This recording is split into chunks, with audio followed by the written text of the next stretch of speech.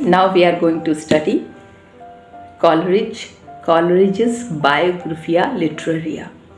This is very significant text which is there in your syllabus of Delhi University.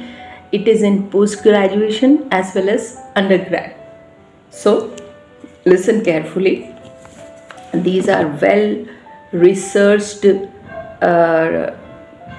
notes which I am reading, and please listen carefully. Biographia Literaria. Coleridge.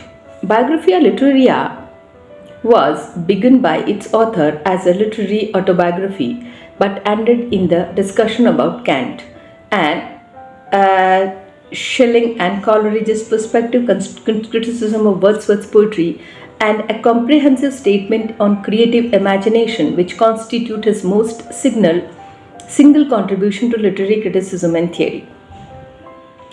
So,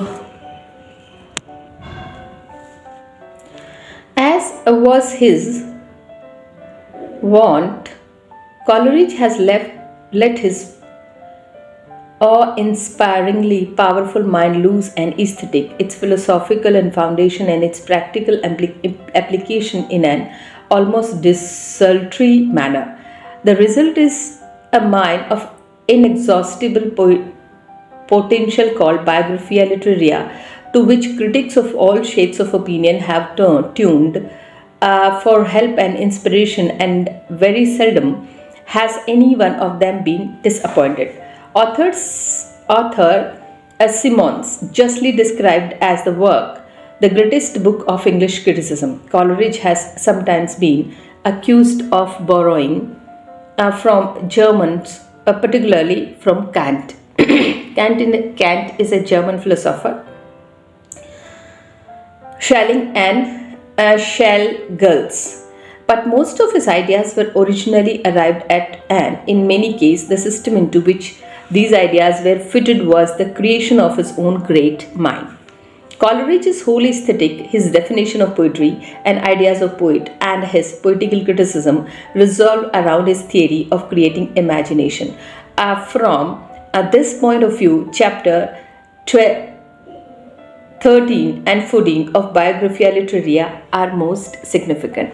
Chapter 13 and 14 of Biographia Literaria are very significant. So here we are trying to say what is the definition of poet and poetry according to Coleridge, S.T. Coleridge. And then it is also said that Coleridge is actually borrowing ideas from German philosophers like Kant and Schelling and Schelley. The statement of the theory of imagination in Biographia Literaria is preceded by a prolix and at time abstruse philosophical discourse in the form of ascertain these are propositions whose curse is Coleridge's attempt to define nature and self. Nature, the sum of all its objective, is a passive and unconscious, while self or intelligence, the sum of all that is subjective. So there are two things he's saying: nature and self. Nature is unconscious and self is subconscious, is vital and conscious. All knowledge is the product of coalescence of the subject and the object. This coalescence leads to the act of creation. I am is in the state of self-consciousness that object and subject, being and knowledge are identical. The reality of the self, life and experienced and affirmed, the chaos is converted into cosmos. What happens is that the self and spirit view itself in a all object, which is object are dead and finite. Coleridge's theory of creative imagination is essentially grounded in the perception. Hence, Coleridge's view of the imagination approximates to the view of Schelling and Kant. Like Coleridge, they recognize the independence of subject and object as complementary aspects of single reality. Also, they all agree that the self conceived as a totality, a thought and feeling in their original ideas and not as an abstraction. And what are the things which we can associate with Coleridge's Biographia Literaria? it's a kind of, he's trying to write a biography of a literature. And in this aspect, there are two things he talks about, that is fancy and imagination. Are you listening? Are you attentive? Please listen carefully. Coleridge builds his theory on the basic distinction between fancy and imagination, terms which were used before him more or less indistinguishably to express the same imports. He first referred to a significant distinction in chapter 4 of Biographia Literaria. The occasion in his consideration of the excellence of Wordsworth's mind as a reflection in his own theory. Repeated meditations led me first to suspect and more imitation, analysis of human faculties, their appropriate marks, function and efforts, nurtured my conjuncture into the full conviction that fancy and imagination were two distinct and widely different faculties. Instead of being, according to the general belief, either two names with the meaning or for thus the lowest and higher degree of and the same power. Coleridge ultimately uses the term fancy for the 18th century of use of imagination, which was essentially mechanical and determined by the law of association. Imagination on this view does not modify, much less does it transform the materials in this deal with material reproduction them. In Kantian terms, we should call the reproductive imagination. In Kantian terms, we should call the reproductive imagination. Fancy, says Coleridge, has no other counter to play with but fixities and definiteness. Okay, fixities and definiteness. What he says about fancy. Fancy is fixities and definiteness. Fancy must receive all its materials ready-made from the law of association. Our brief discussion of theory of association in context of the 18th century view of imagination above would make it clear, and altogether Coleridge does not assign a minor role to fancy. In production of poetry, it is with him essentially a pejorative term. Because as Shawcross explained, the distinct between imagination and universal active in consciousness and the same faculty in a heightened power as creative in poetic sense. Heightened power created in poetic sense. In contrast to fancy, imagination is essentially creative. Coleridge subdivides it into primary and secondary imagination. So in imagination, Coleridge divides into two parts, primary and secondary imagination. The primary imagination I hold to be the living power and prime agent of all human perception, and a reception in the finite mind of the eternal act of creation and infinite I am. The primary imagination is the essential power of basic human perception, which enables us to identify, to discriminate, to synthesize, and thus to produce order out of order. In this context, it is analogous to the eternal act of creation in the infinite I am. And the secondary or artistic imagination coexists in the conscious will and is different in the degree and mode of operation from the primary imagination. First, it is essentially vital. Even all objects and objects are fixed and dead.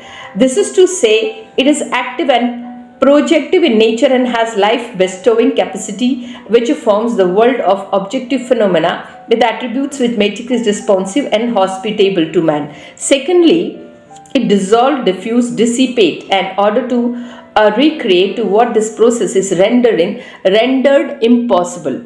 Yet still at all events, it struggle to idealize and to unify. In other words, creative imagination, though a process of dissolution, diffuse and dissipation, create a chaos and then set out to create a universe from it. It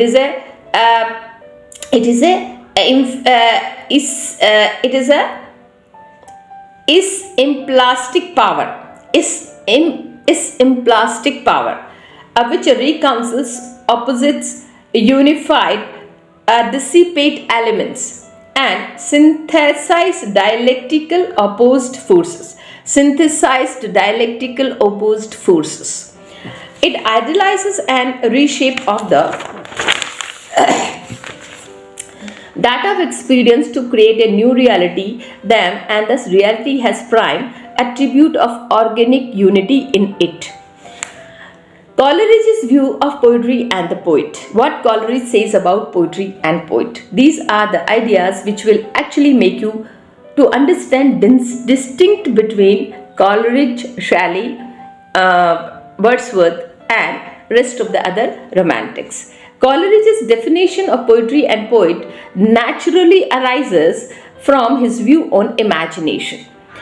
He begins with a distinction between poetry and poem. Poetry is a term of wider connotation, which he uses to cover most of the form of imaginative literature and other fine art whose immediate purpose is to impact pleasure through the medium of beauty. In his essay entitled On Principles of Genial Criticism, a form of Biographia Literaria, he writes, and this is quote, I quote, all the fine arts are different species of poetry. They admit, therefore, a natural division into poetry of language.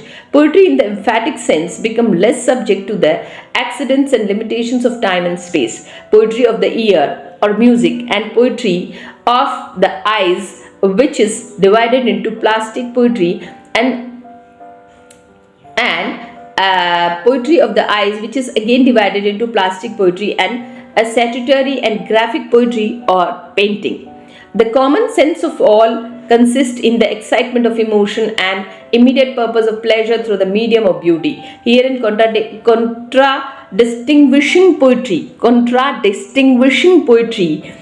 from science and immediate object, primary purpose of which is left to truth of possibility and utility. So this is what, and I unquote, this is what Coleridge says about poetry and poet. In the poetry of language, he would include, to begin with, even unhymned imaginative writing. The writing of Plato and Bishop Taylor furnish undeniable proofs that poetry of the highest kind may exist without meter. The first chapter of Isaiah, indeed a very large portion of the whole book, is poetry. In the most emphatic sense, how can we distinguish a poem proper from the poetry, which it too has language and its medium, like the writing of Plato and the book of Isaiah? Coleridge says that poem proper combines the same elements are found in imaginative prose composition in a different manner because it aims at a different object. Sometimes the object may be merely to facilitate recollection of it.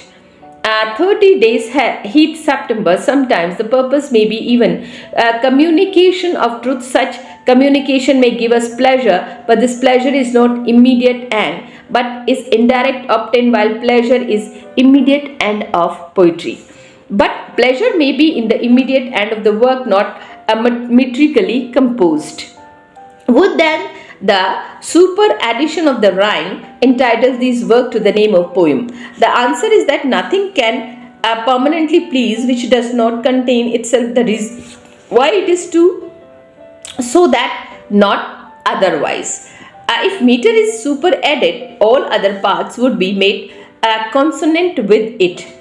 A poem is thus that species of composition. The poem is that it's a quotation, I quote, that species of composition, unquote, which is opposed to work of science by proposing its immediate object pleasure, not truth, from all other species having this object in common with, and discriminate by proposing itself such delight from the whole, is a compatible with distinct connection, gratification and each components.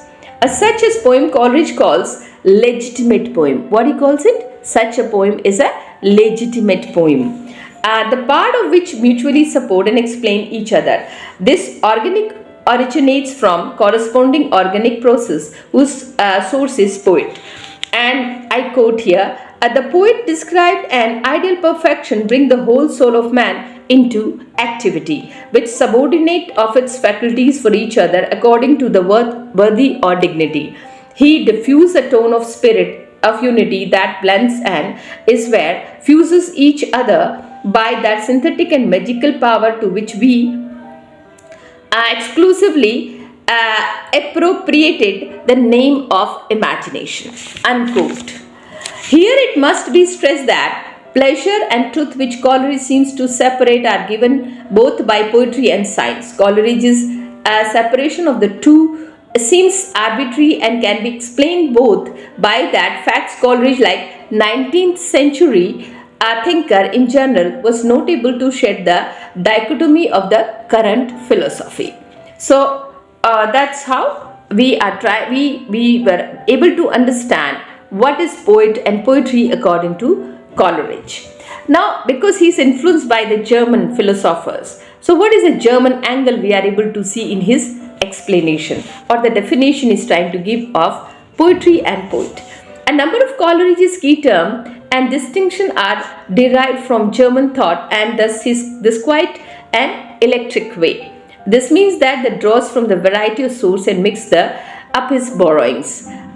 He borrows German thoughts and conception of the ideas that use all experience and not merely general notion, but as a form of mental image or imagination and impression. Another idea which is largely German in origin is that the symbol and the mind both participate in common spiritual life.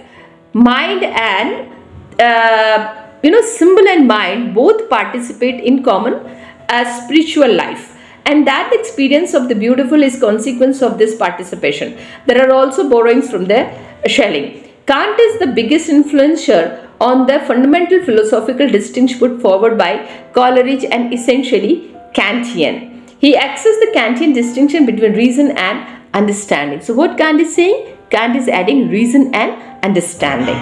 And this distinction is groundwork of his between reason and understanding, speculation on the nature of fancy and imagination.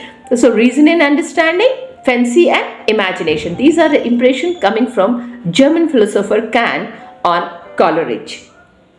As sees the Kantian angle, reason is concerned with ultimate values or with the perception is unity is multiplicity. Understanding operates a limited sphere.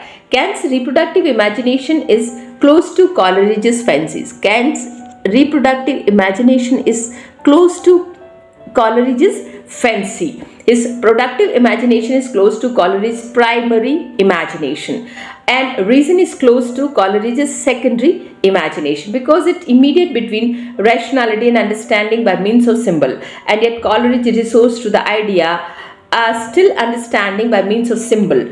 Assumes something of a Platonic rather than of Kantian meaning. This paragraph is very significant. I read it again, and now you have to understand what Coleridge is saying and what are the same concept taken from Kant. So we have to understand what Kant says and then how his idea is associated with Coleridge. Kant's reproductive imagination is closer to Coleridge's fancy. So reproductive imagination is of Kant and fancy is of Coleridge. These are two. Fancy is of Coleridge. Kant's reproductive imagination is same termed as fancy by Coleridge. Then Coleridge's prime imagination and reason is close to Coleridge's secondary imagination because immediate between rationality and understanding of means of symbol. Coleridge's resource of the idea still assumes something of Platonic rather than Kantian meaning. Kant explains the imagination in terms of comprehensive epistemology, and Coleridge follows Kant's footsteps by describing the imagination as operating under reason. What is imagination according to Coleridge's? Imagination as operating under reason. Whether Coleridge went beyond Kant was in belief that reason could give us more than knowledge of the world perception. So, reason can give us more than knowledge. Reasoning can give us more than knowledge. For example, you have knowledge of this object. Okay, this is knowledge. But if you reason it, if you question it, what is this object? How it is made up of? What is the material? How much longevity is there? Is it solid? Is it liquid? What are these qualities? So the moment you put reason with the knowledge, then it gives you better understanding, better long term knowledge. And yet the symbol of the imagination has accommodated themselves to the concept of understanding. So now we can compare Wordsworth and Coleridge in terms of criticism to poetry, because our basic idea, you know what we are trying to see, our mainstream, the main idea is poetry, poem, and that's what we are trying to understand. Here we shall briefly compare the achievement of Wordsworth and Coleridge as critic. Wordsworth's criticism was limited in scope, where the range of Coleridge as a critic was vast. In his own way, he was system builder and always thought within a large philosophical context. He considered criticism to be an important part of literary study. I.A. Richard and his book Coleridge on Imagination. I.A. Richard's book Coleridge on Imagination. Please write it in your answer. I.A. Richard's book Coleridge on Imagination tells us that Coleridge criticism is of a kind that requires us to consider our most fundamental conception. He paves the way of appreciation for great poetry is evident, and his praise of Wordsworth's poetry. Wordsworth is mostly subjective, but Coleridge gives us evidence of both subjectivity and objectivity. Wordsworth is mostly subjective, but Coleridge makes us to understand poetry from the subjectivity as well as objectivity perspective. In Wordsworth's whole approach to poetry and expression, there is an element of primitivity, okay?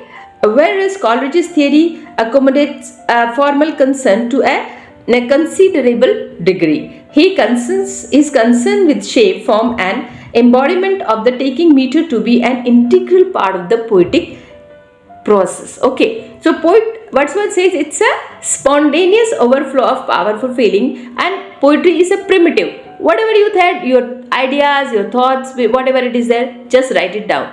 But Coleridge says apply little form and little meter, and taking meter and form. You know, when you write, at least write in a suggestive manner, poetic manner. Poetic manner means poetry directly doesn't make you give the sense.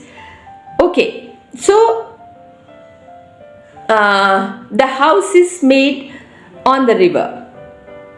Okay, suppose I speak this sentence. The house is made on the river. Do you think somebody is making house on the river? No.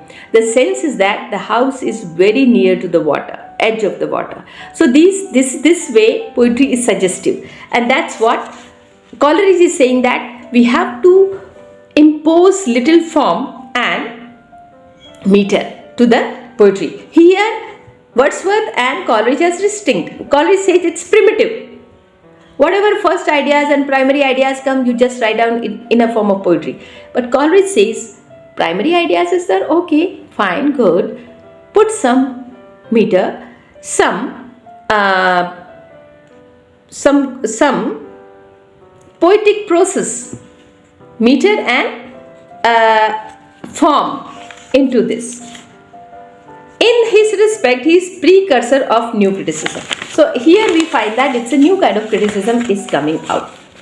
Coleridge is the first critic in English to talk at length about the relationship between knowledge and poetic creation. His distinction between fancy and imagination is a very useful one. Fancy is arbitrary and aggregating. It is associative process. Imagination is a creative one. In perception and imagination impose from order upon the material sensation and half creation what is perceived. So in artwork, from the raw material of experience, it gives us raw material, a new form and shape.